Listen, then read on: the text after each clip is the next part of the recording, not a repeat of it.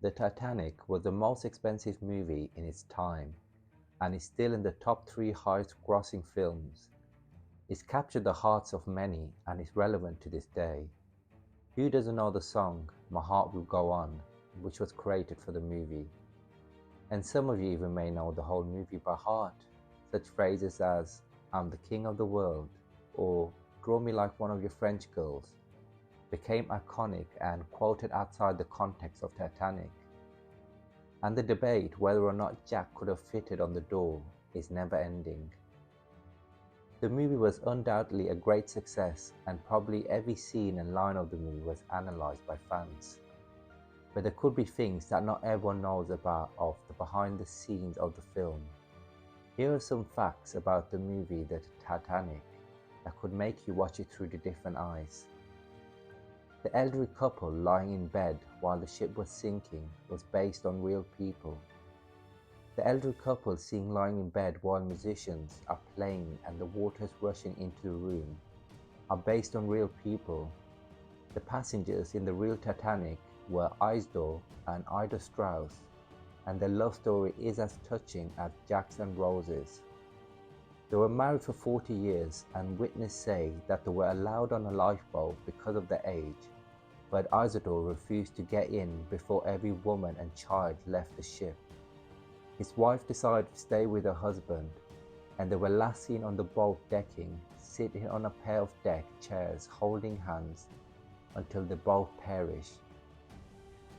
The story the Irish mother was telling her children was about Tiranaung, a place in the Celtic otherworld. While the musicians are playing on the deck, the viewers are shown some shots of people inside the ship. The captain, the designer of the ship, and the elderly couple lying in bed, and the Irish mother telling a story to her children. The story was about Tiranaung, and so they lived happily together for 300 years, in the land of Tiranaung, the land of eternal youth and beauty. In Irish mythology, Tiranaung is a part of the Celtic otherworld, and it is reached by passing a path across the sea.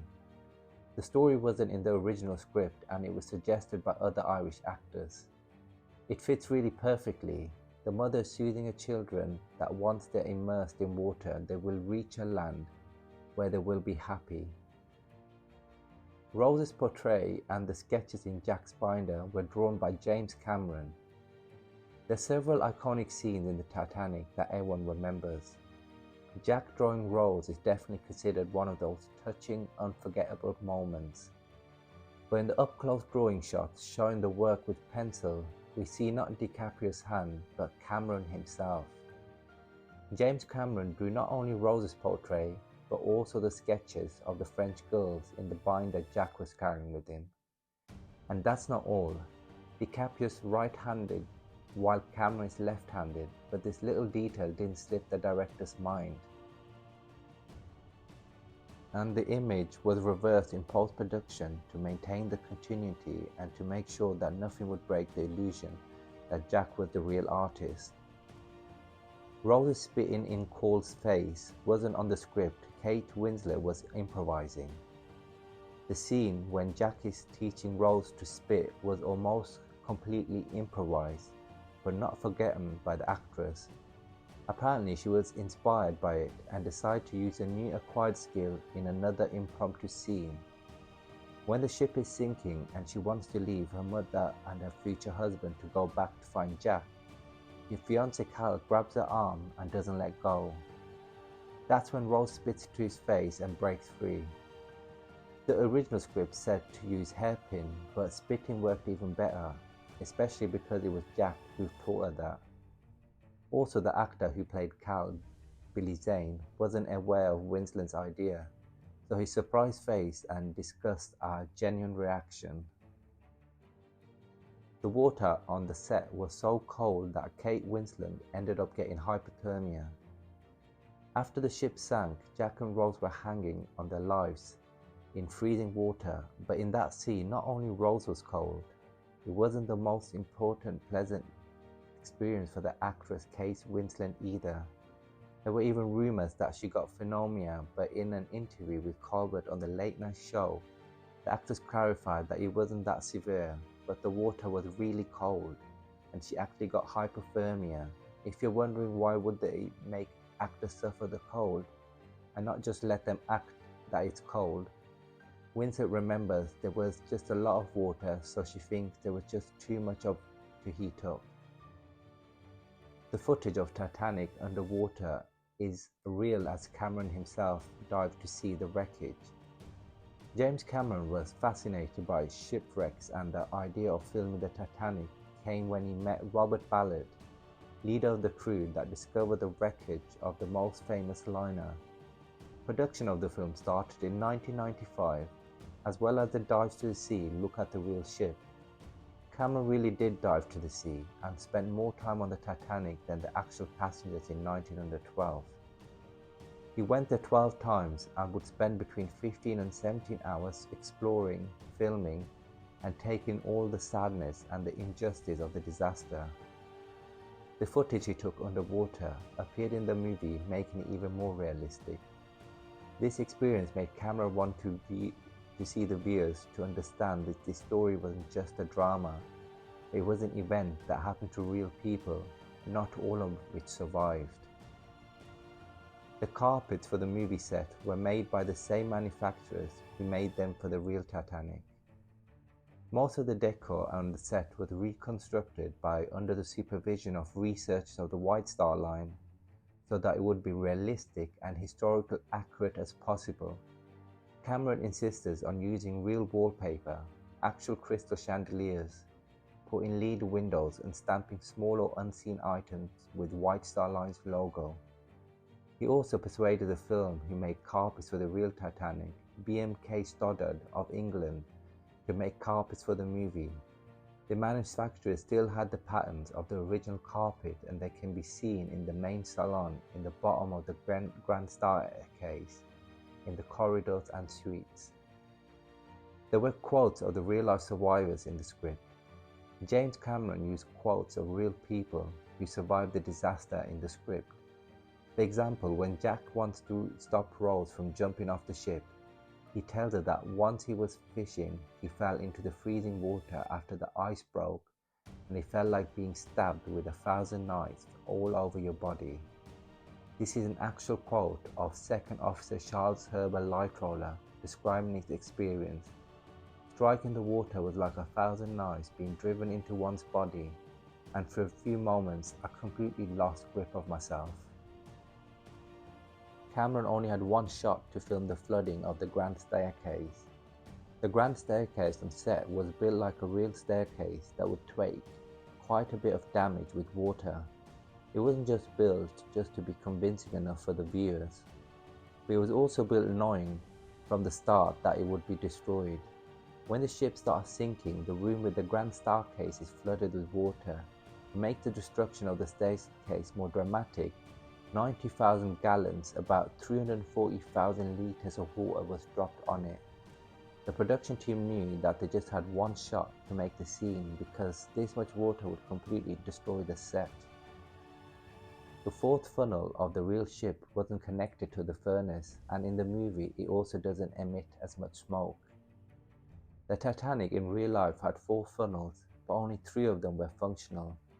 In the beginning of the 20th century, big ships had 4 funnels to properly draw heat and smoke out, but the Titanic had advanced engineering and needed only 3 of them. The 4th was added to make the ship more impressive. Also, because the ship was so big, it looked more balanced, so there was also an aesthetic purpose. It could be that it was used for ventilation for the kitchens. This detail was not missed in the movie, and the 4th funnel emitted less smoke than the other 3. Cameron didn't want any music with singing in it, but My Heart Will Go On changed its mind. James Cameron didn't want any music with singing in his movie, and even more so didn't want to end it with a pop song. He originally wanted Enya to compose the score for the film, but when she declined, Cameron turned to James Horner. Horner knew about Cameron's vision, but he still secretly arranged to record a demo tape with Celine Dion of My Heart Will Go On, which he showed Cameron, and in the end, the film director changed his mind. How could he not have? The song became not only Dion's signature song, but also one of the most memorable elements from the Titanic. From today's perspective, the song and the film are truly inseparable. The night sky was depicted incorrectly, the original release, and it was changed in 2012 re-release. Because the Titanic was marked as a historically accurate movie, no mistakes slipped through the viewer's eyes. One of the things pointed out to be inaccurate was the night sky. Rose was floating on the door and was looking up, but what she saw wasn't the same sky that people in 1912 saw. American anthropologist Neil deGrasse Tyson was insisting that it should be changed. Finally, Cameron agreed with that and made Dr. Tyson to send him an accurate constellation map. It was done, and in 2012 re-released, the night sky was adjusted to reflect the historic time. The difference can be seen in the picture. The first one is from the 1997 release and the second one is from the 2012 re-release. The real Titanic sank at 2:20 a.m. and in the movie, while the ship was still sinking, a clock showing 2:15 can be seen. The movie lasts a little bit more than 3 hours, but did you know that from the moment of the collision with the iceberg, the total submersion of the real ship, 2 hours and 40 minutes have passed? The sinking of the ship wasn't that fast as is seen in the movie, but one of the details very accurate. The ship collided with the iceberg at 11:40 p.m. and disappeared from viewers at 2:20 a.m.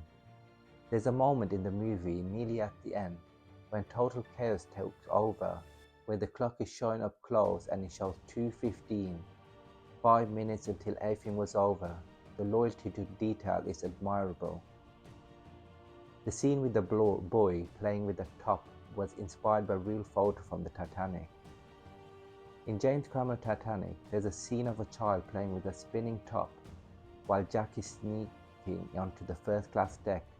This scene actually is recreated from a photo taken on April the 11th, 1912 by a Jewish novelist named Francis Brownie.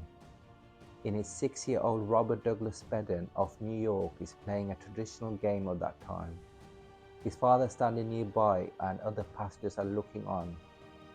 The boy and the father survived the sinking of the ship, though Robert died not long after an accident, and the Francis Brown didn't have to witness the disaster of the ship because he was one of the 8 people who disembarked from Titanic.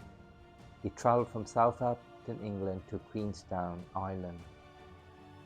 The chef in the movie was based on a real person who most likely survived because the amount of alcohol he had consumed prior. The chef we seen drinking from a flask next to Jack and Rose while the ship was sinking is based on a real person. Charles John Jogin was an English-American chef and is notable for surviving in the freezing water for 2 hours, which is a lot. He was the last survivor to leave the Titanic as he climbed on the safety rail on the outside of the ship, and he was just waiting to go down like on an elevator. He explained that he didn't feel the effects of the cold water as much, probably because of the consumed alcohol. The Renault in the movie was also aboard the real Titanic. The car being hoisted onto the ship at the beginning of the movie, 1912 Renault Type CB Coupe de Ville, is the same car in which later on in the film Rose and Jack have the steamy scene. Although the scene was the product of the director's imagination, the car wasn't. According to the ship's cargo manifesto, it was actually aboard the Titanic and is the only car known to have been there. It belonged to an American named William Carter of Bryn Mawr. He just bought the car while traveling in Europe with his family. Carter survived and later sought to reimburse from White Star Line for the value of his newly purchased, which was $5,000. Today it would be about $130,000. Since 1985, when Robert Ballard discovered the wreckage of the RMS Titanic, salvagers were very interested in the car, but it still remains hidden. If the car would be found, it could be sold for millions of dollars at auctions. Knowing that other items would be found at the bottom of the ocean, such as diner menus, were sold for $25,000 to $35,000. The knife Fabrizio uses to cut the ropes of a lifeboat is the same knife he and Jack won in a card game at the beginning of the movie. At the beginning of the movie, Jack is playing cards with friend Fabrizio. At the end, they win the tickets which they can board the Titanic, some money, a watch and a knife. Later in the film, when the ship is sinking, Fabrizio uses the same knife to cut down a lifeboat. Also, the watch tells that it was 11:53 p.m, so the two friends had to hurry to the ship because it was scheduled to leave at 12 a.m, just like the real one. Jack couldn't keep his promise of taking Rose to Santa Monica, but apparently she still went there, as is seen in the old photos. At the beginning of the movie, shortly after Jack and Rose met, Jack promised Rose that he will take her to Santa Monica Pier, where they will have fun like Rose never had before. He tells her that he will take Rose on the roller coaster and ride horses on the beach. Let's ignore the fact that the roller coasters were built after the sinking of Titanic and focus on the fact that at the very end of the movie, when we're shown Rose's old photo, in one of them she's on a horse and Santa Monica Pier is seen in the background. Old Rose's dog is a reference to real Pomeranians that survived in the sinking ship. The old Rose in the movie owns a white Pomeranian. It's not just a random detail, as it was Cameron's ways of paying tribute to the dogs that survived the sinking of the ship. The breed of the dog was also chosen purposely because 2 of the 3 dogs that survived were Pomeranians. When the real ship was sinking, a passenger released dogs from their kennels, and James Cameron initially filmed scenes with animals, but they didn't make this cut. One time, Winslet's coat got caught on the gate and she had to break free from the coat not to drown. Sometimes actors get in accidents on set, and Kate Winslet had one while filming the Titanic. During the scene when Jack and Rose were running away from the flush of water down the corridor and were swiped by the wave, Winslet's heavy coat got caught on the gate. The actress nearly drowned, but luckily she managed to free herself from the coat. She said that she never complained about it to James Cameron because she didn't want to be a wimp, and continued working. James Cameron, on the other hand, reassured that Winslet was never in physical danger. The scene when Jack is teaching Rose to spit almost completely improvised. James Cameron often let the cast improvise during filming and add their own touch to the script. In the movie, Jack was telling Rose about the interesting things he had done in his life, and Rose felt that she was trapped in hers. Jack promises Rose that he will take her on an adventure when they leave the ship. The following scene was almost entirely improvised by the actors. Rose tells Jack that she never spat like a man, so he takes her to the side of the ship and shows her how it's done, which should have been Rose's first step towards living life to its fullest.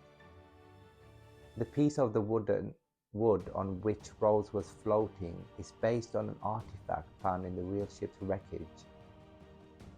The photo on the top shows the piece from the real ship wreckage. It is displayed at the Maritime Museum of Atlantic in Halifax, Nova Scotia. The shape of this artifact made to look like the one and only piece of the door on which Rose was lying after the ship sank, which always sparks a debate whether Jack could have fitted in or not. During dinner, the actors were served real bullied caviar. If the production saved money on things like building only half the ship, they didn't spare expenses on other areas. In the scene where Jack and Rose went to a diner in the first-class dining room, he was served caviar. To make the scene more authentic, the actors were served real beluga caviar, which is the most expensive type of caviar. The price can range anywhere from $3,500 to $5,000 for a pound. The ship's departure was filmed in reverse and flipped in post-production. Even though the movie had a huge $200 million budget, the production still tried to save money where possible. Apparently, Cameron decided that it was necessary to have a ship, and he chose to replicate the starboard side, because at the filming location, the wind would blow the funnel smoke, making it look like if the ship was moving towards through the water. The problem with it was, in real life, at the moment of departure from Southampton, Titanic was docked on its port side. In order to maintain the historical accuracy, everything on the scene had to be built and done backwards and then flipped in post-production. So if the script said walk to one's right, they had to walk to the left during shooting. Also, every writing had to be reversed, even the costumes had to be made backwards. One of the inaccuracies in the movie was the mentioning of Lake Winslet, which was formed after the Titanic disaster. There's so many accurate details in the movie reflecting the knowledge we have about the real Titanic. But there are a few errors too. For example, Jack was telling Rose that he went fishing on Lake Winslet in Wisconsin with his father when he was a boy. The lake was formed by constructing a dam which was finished in 1917, and the Titanic disaster took place in 1912. It would have been impossible for Jack to go fishing there, unless you believe the theories that Jack was a time traveler.